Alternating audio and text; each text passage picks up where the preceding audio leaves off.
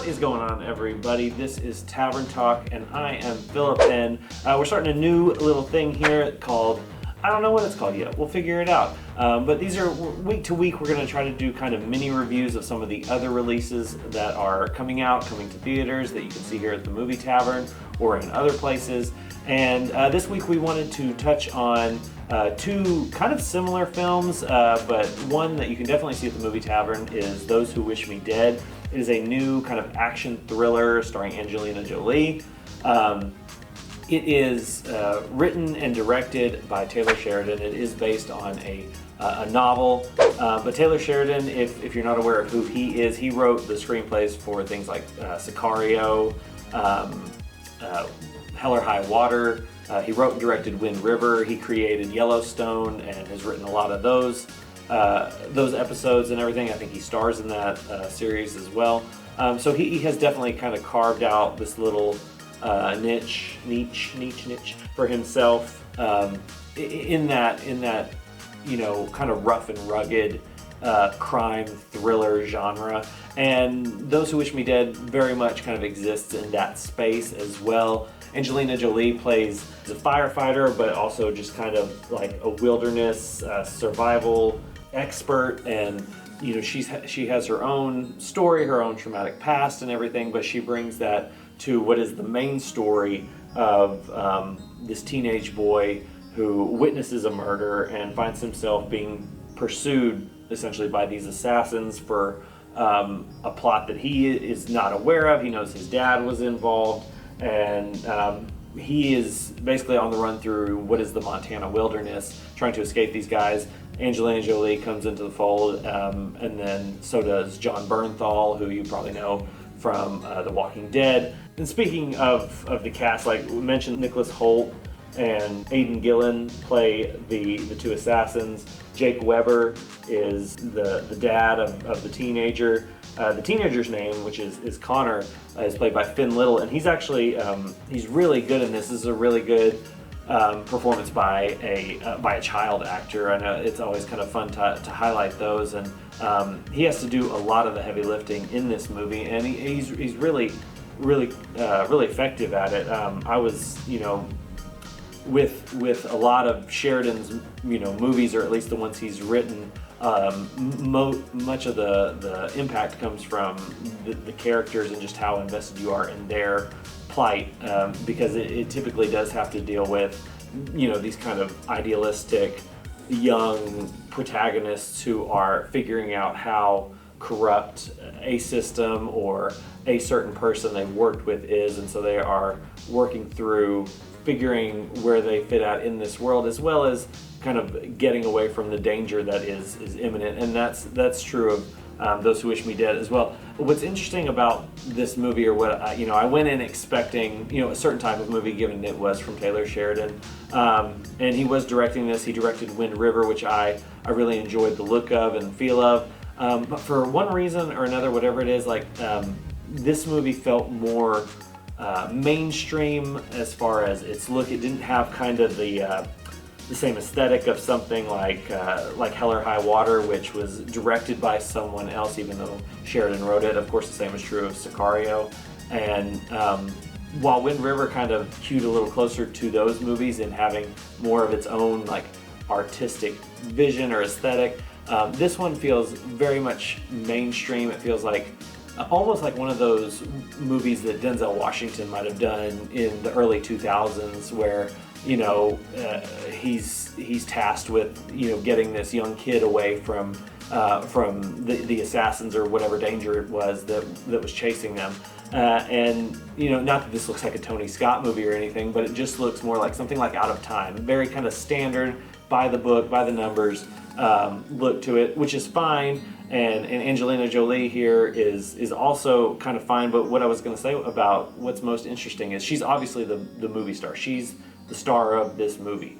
But the more intriguing storyline has to deal with the plot line with Aidan Gillen and Nicholas Hoult and their mission seeking out this child. And then you have Jon Bernthal, and he's pretty electric in this, and he has a wife who is pregnant, and it's just kind of them dueling with the assassins and helping the teenager out is a more compelling and interesting thread of story than anything that has to deal with Angelina Jolie's character. We're not as attached to her, even though the story is very intent on conveying her pain and her trauma and everything, and how this is going to be a redeeming arc for her. That all said, so it kind of differentiates as far as expectation versus reality of what we get. But I enjoyed it as far as it just felt like a good throwback thriller, hard-boiled, kind of surprisingly brutal movie. There are definitely a few scenes where I was shocked that it went as far as it did. And so it was, a pleasant surprise in some areas, and then in others it just kind of felt like retreading a lot of the same ground that we've seen before. That said, it's definitely an entertaining movie. It's going to be in theaters, and some of the scenes would certainly, warrant a big screen. Welcome to Movie Tavern. I would give Those Who Wish Me Dead a solid, 3 to 3.5. I'll go ahead and say 3.5 stars. I really enjoyed it for those kind of just, single the qualities that made it kind of just a singular experience.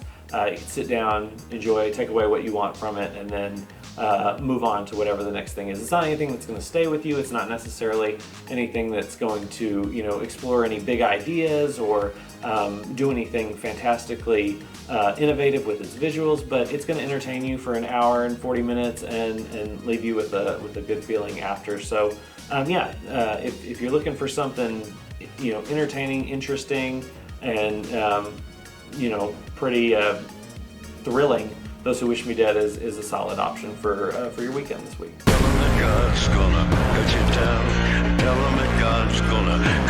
All right, and the other movie we're going to talk about this week will be streaming on Netflix. It was originally a 20th Century Fox produced film, obviously with everything that happened with Disney and buying 20th Century Studios, or it is now 20th Century Studios. Things got delayed. It is now on Netflix. It's called The Woman in the Window. It's a psychological thriller about an agoraphobic woman who is living alone in New York, and she begins spying on her new neighbors and witnesses what might be a disturbing act of violence. We're not really sure, because it's one of those psychological thriller type movies where our narrator is essentially super unreliable, because we're not sure of how sound her mental state is. Our narrator is played by Amy Adams, and so there's already a certain amount of credibility there. But why I was looking forward to this was because it's directed by Joe Wright, and I've liked Joe Wright since I saw Atonement in 2007. I went back and watched his adaptation of Pride and Prejudice, and then he did Anna Karenina to kind of like round out this Keira Knightley trilogy of period pieces. But then he kind of took it a step further, and he did this movie called Hannah that had Saoirse Ronan in it and showed he could do action, and I was like, okay, this guy's the real deal. And then after that, it seems like he's kind of gone into this autopilot mode. He did The Darkest Hour a couple of years later, which Gary Oldman won his Oscar for playing Winston Churchill, but it just felt kind of like the safest choice that Wright had made at that point.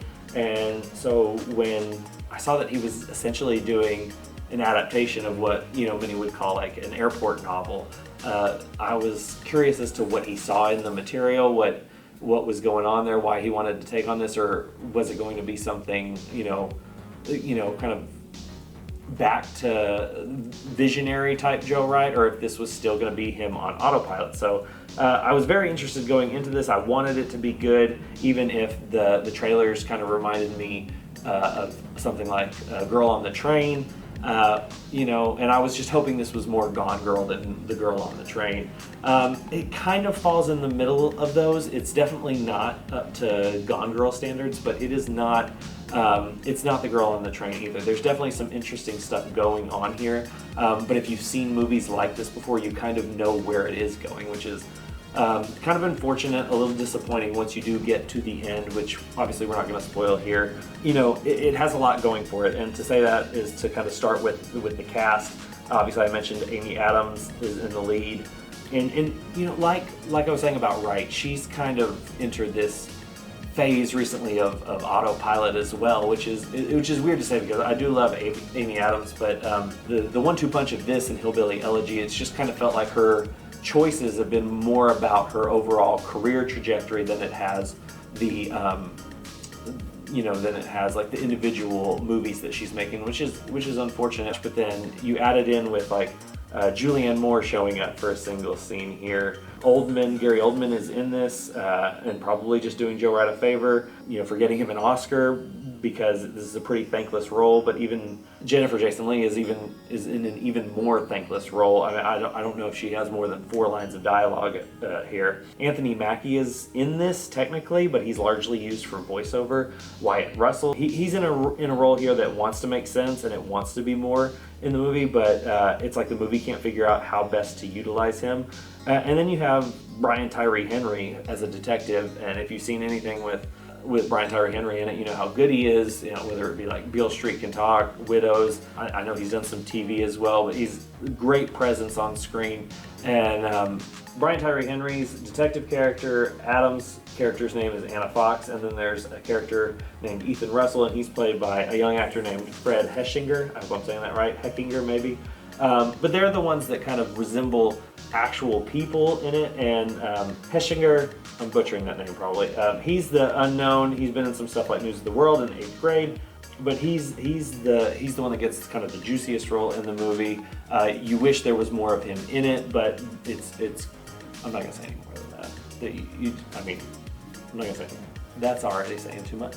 Anyway, given this is right, you get some interesting editing and visual choices that are definitely attempting to emphasize Anna's mental state, and they come off as very much in Wright's wheelhouse, but nothing so much that it coalesces into an overall style for the movie itself. It just feels like little spurts of inspiration here and there, where like otherwise the movie is pretty straightforward, as straightforward as it can be with Adams' character as the narrator, as the lead.